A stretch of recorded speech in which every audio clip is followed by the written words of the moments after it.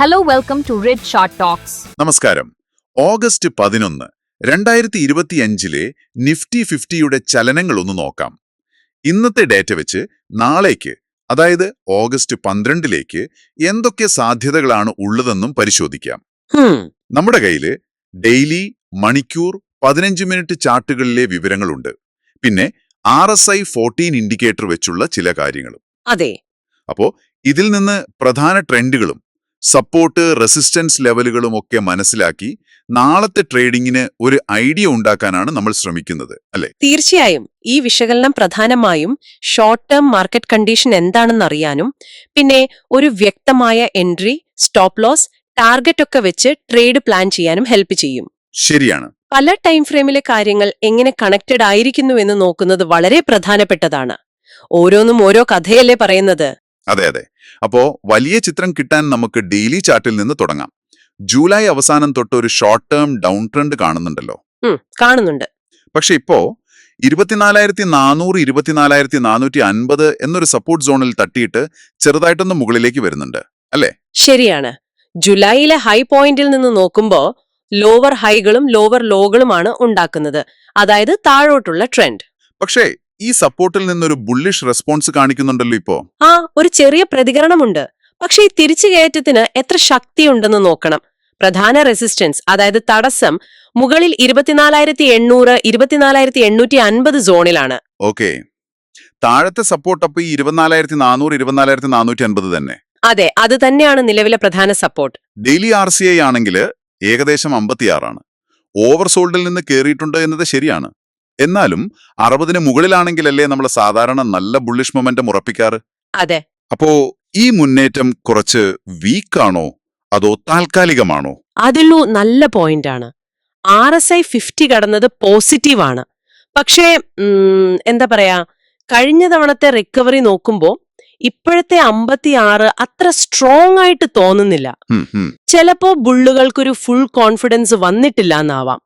അതുകൊണ്ട് ഈ 24,800, 850 റേഞ്ച് നല്ല ശക്തിയോടെ ബ്രേക്ക് ചെയ്തിട്ടില്ലെങ്കിൽ ഇതൊരു ദുർബലമായ മൂവായിട്ട് വീണ്ടും താഴോട്ട് പോകാൻ സാധ്യതയുണ്ട്. ഓക്കെ. ഇനി കുറച്ചുകൂടി അടുത്ത ചിത്രം കിട്ടാൻ ഒരു 1 അവർ ടൈം ഫ്രെയിമിലേക്ക് വരാം. അവിടെ 24,300-ൽ നിന്ന് ഒരു ഹയർ ലോ കാണുന്നുണ്ടല്ലോ. അതെ, അവിടെ ഒരു ഉയർന്ന താഴ്ച ഫോം ചെയ്തിട്ടുണ്ട്. പെട്ടെന്നൊരു മുന്നേറ്റം നടക്കുകയും ചെയ്തു.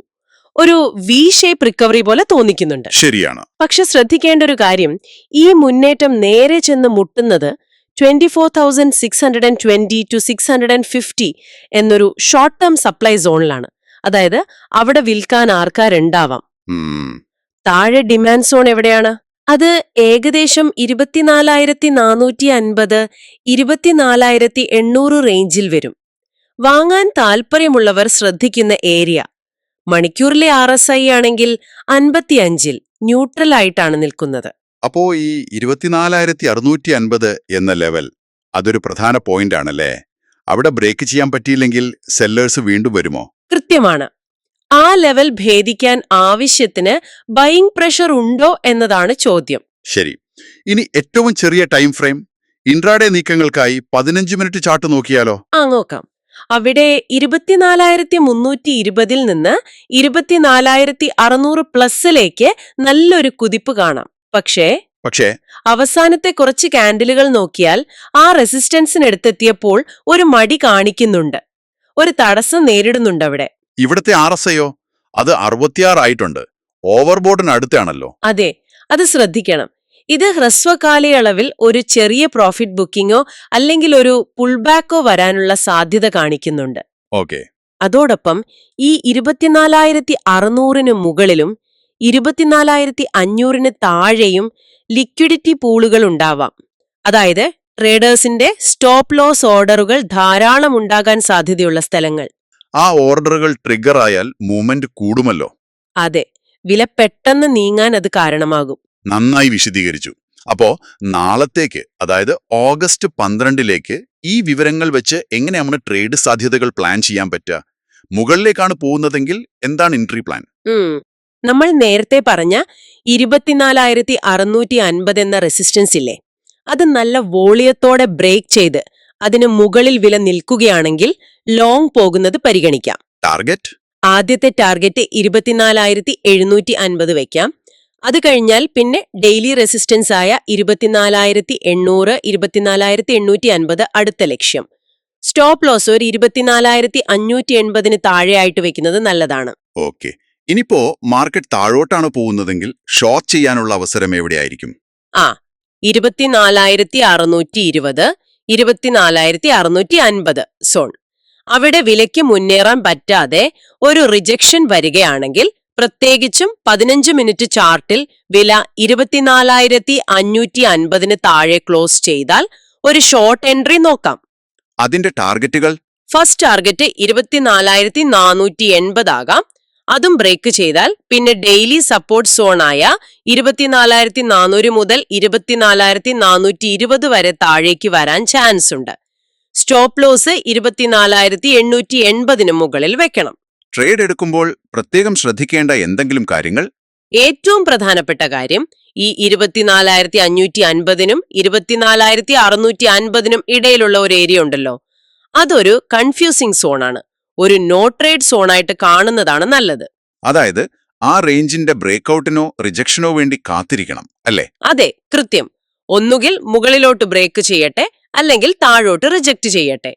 പിന്നെ എൻട്രി എടുക്കുമ്പോൾ 15 മിനിറ്റ് RSI ഓവർബോട്ട് 70, ഓവർസോൾഡ് 30 ആണോ എന്നൊക്കെ വിലയുടെ ആക്ഷനോടൊപ്പം നോക്കുന്നത് ഒരധിക കൺഫർമേഷൻ തരും. മാർക്കറ്റ്സ് ഒക്കെ നോക്കണ്ടേ? തീർച്ചയായും. ഗ്ലോബൽ സൂചനകളും രാവിലെ മാർക്കറ്റ് ഗ്യാപ്പ് അപ്പ് ആണോ ഗ്യാപ്പ് ഡൗൺ ആണോ എന്നൊക്കെ നോക്കുന്നത് നമ്മുടെ എൻട്രികളും സ്റ്റോപ്പ് ലോസും ഒക്കെ അഡ്ജസ്റ്റ് ചെയ്യാൻ സഹായിക്കും. വളരെ നന്നായി പറഞ്ഞു.